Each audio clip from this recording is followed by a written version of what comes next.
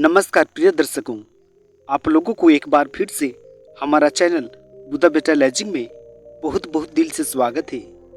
प्रिय दर्शकों, अगर हमारी कहानी वीडियो आप लोगों को पसंद लगे तो कृपया हमारे चैनल को जरूर सब्सक्राइब कीजिएगा। जी हाँ, क्योंकि मैं आप लोगों के लिए प्रत्येक दिन एक से एक बढ़कर मोटिवेशनल कहानी वीडियो लेकर आता हूँ। जी हाँ, यह कहानी गौतम बुद्ध के समय की है, जो हमें कर्म के गहरे महत्व और उसके परिणामों को दर्शाती है। इसमें राजा, रानी और एक गिद्ध पक्षी के माध्यम से यह सिखाया जाता है कि हमारे कर्म कैसे हमारे जीवन को प्रभावित करते हैं और जीवन मरण के चक्र में हमें घेरते हैं। जी हाँ मित्रों, आज का कहानी का शीर्षक है एक राजा रानी ने कैसे भोगा कर्म का फल। गिद्ध और गौतम बुद्ध की प्रेरक कथा। आइए अधिक विलंब न करते हुए कहानी का शुभारंभ करते हैं। बहुत समय पहले की बात है। एक राज्य में एक राजा और रानी राज्य करते थे। उनका नाम राजा ब्रह्मदत्त और रानी वसुंधरा था। वे दोनों बेहद शक्तिशाली और धनी थे और पूरे राज्य में उनका बहुत मान सम्मान था। परंतु उनके जीवन में एक बड़ा अभाव था। उनके पास संतोष की कमी थी और वे निरंतर भोग विलास में ही लिप्त रहते थे। उनका मानना था कि राजसी जीवन के हर सुख सुविधा का उपभोग करना उनका अधिकार है। रानी वसुंधरा भी अपने सुख के प्रति बेहद आसक्त थी। वह दूसरों के दुख दर्द से अनजान केवल अपने लिए ही जीती थी। राजा ब्रह्मदत्त भी राजा होने के कर्तव्यों से विमुख होकर अपनी इच्छाओं की पूर्ति में लगे रहते।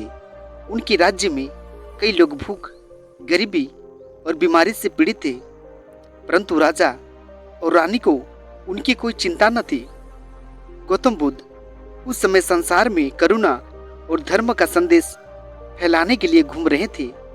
उन्होंने देखा कि राजा और रानी अपने कर्मों के प्रति अज्ञान हैं और उन्हें भविष्य में उनके कर्मों के भोग का ज्ञान नहीं है। बुद्ध ने सोचा कि इन्हें धर्म के मार्ग पर लाना आवश्यक है ताकि वे अपने जीवन के सच्चे उद्देश्य को समझ सके। एक दिन बुद्ध अपने शिष्यों के साथ राजा के राज्य में आए और राजा के महल के निकट ठहरे। जब राजा को यह समाचार मिला कि बुद्ध राज्य में आए हैं, तो उन्होंने बुद्ध को अपने महल में आमंत्रित किया। बुद्ध ने उनका निमंत्रण स्वीकार किया और राजा से मिलने गए। राजा ने बुद्ध से कहा, मुझे आपके ज्ञान और आपकी शिक्षा के बारे में बहुत कुछ सुना है। कृपया हमें भी धर्म का ज्ञान दें। बुद्ध ने उत्तर दिया, राजन, जीवन में हम जो भी कर्म करते हैं उनका फल अवश्य मिलता है। अगर हम अच्छे कर्म करते हैं तो हमें सुख मिलता है और अगर बुरे कर्म करते हैं तो हमें दुख भोगना पड़ता है। यह कर्म का नियम है। तब राजा ने कहा, लेकिन हम तो राजा हैं, हमें इस संसार में सब कुछ मिला हुआ है। हमारा कर्म कैसा है, इससे क्या फर्क पड़ता है। बुद्ध मुस्कुराए और बोले, राजन, आपके पास यह भौतिक सुख सुविधाएं हैं, परंतु इनका क्या होगा जब आप इस संसार से चले जाएंगे। आपके कर्म ही आपके साथ जाएंगे और उनके अनुसार आपको अगले जन्म का फल प्राप्त होगा। बुद्ध ने आगे कहा, राजन, मैं तुम्हें एक कहानी सुनाता हूँ। यह तुम्हारे ही पूर्व जन्म की कहानी है। बुद्ध ने बताया कि पिछले जन्म में राजा और रानी एक गरीब किसान और उसकी पत्नी थे। उन्होंने अपनी आजीविका के लिए कड़ी मेहनत की, परंतु उनमें लोभ और ईर्ष्या थी। एक दिन उन्होंने एक भूखे गिद्ध पक्षी को देखा जो भूख से मर रहा था, परंतु उन्होंने उसकी मदद नहीं की और उसे वहां से भगा दिया। वे सोचते थे कि केवल अपना भला करना ही उनका धर्म है। बेचारा गिद्ध भूख से मर गया, परंतु उसकी आत्मा ने किसान और उसकी पत्नी को श्राप दे गया। गिद्ध ने कहा, तुमने मेरे लिए कोई करुणा नहीं दिखाई। अगले जन्म में तुम राजा और रानी बनोगे, परंतु तुम्हारा यह जीवन भी दुख और संताप से भरा रहेगा। क्योंकि तुम्हारे कर्म तुम्हें नहीं छोड़ेंगे। बुद्ध ने राजा और रानी को यह कहानी सुनाई और बताया कि वर्तमान जीवन में भी वे अपने भूतकाल के कर्मों का फल भोग रहे हैं। उन्होंने राजा से कहा, तुम्हारे पास धन और वैभव है, परंतु तुम्हारे कर्मों के कारण तुम्हें सच्ची शांति नहीं मिलेगी। अगर तुम अपने कर्म सुधारोगे और दूसरों की भलाई के लिए काम करोगे तो तुम्हें सच्चा सुख मिलेगा। राजा और रानी ने बुद्ध की बातों को ध्यान से सुना और उनके जीवन में परिवर्तन आया। उन्होंने निर्णय लिया कि वे अब से दूसरों की सेवा करेंगे और अपने कर्मों को सुधारेंगे। राजा ब्रह्मदत्त और रानी वसुंधरा ने अपने जीवन की दिशा को पूरी तरह से बदल दिया। उन्होंने राज्य के करीब और जरूरतमंद लोगों की मदद करना शुरू किया। राजा ने अपनी संपत्ति का एक बड़ा हिस्सा अपने राज्य के लोगों के लिए कल्याण के लिए दान कर दिया। उन्होंने स्कूल, अस्पताल और धर्मशालाओं का निर्माण कराया।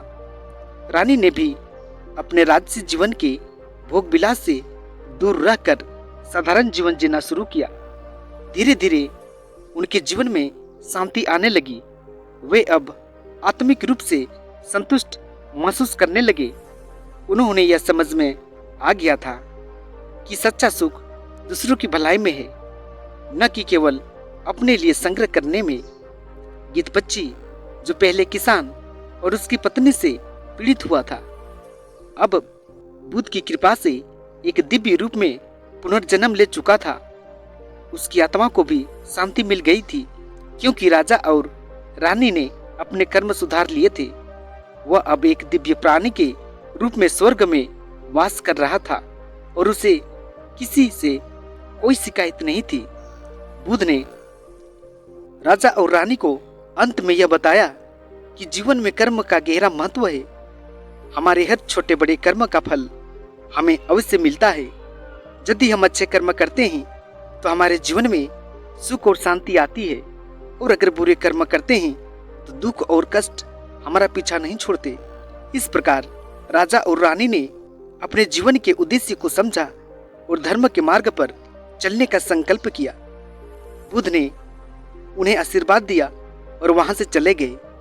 जी हाँ मित्रों, इस कहानी से हम लोगों को ये सीख मिलती है कि जीवन में हमारे कर्म ही हमें परिभाषित करते हैं। भौतिक सुख सुविधाएं क्षणिक होती हैं, परंतु हमारे कर्मों का प्रभाव अनंत होता है। अगर हम दूसरों की भलाई के लिए कर्म करेंगे तो हमें सच्चा सुख मिलेगा। गौतम बुद्ध के उपदेश हमें यही समझाते हैं कि जीवन में धर्म और करुणा ही सच्चा मार्ग है।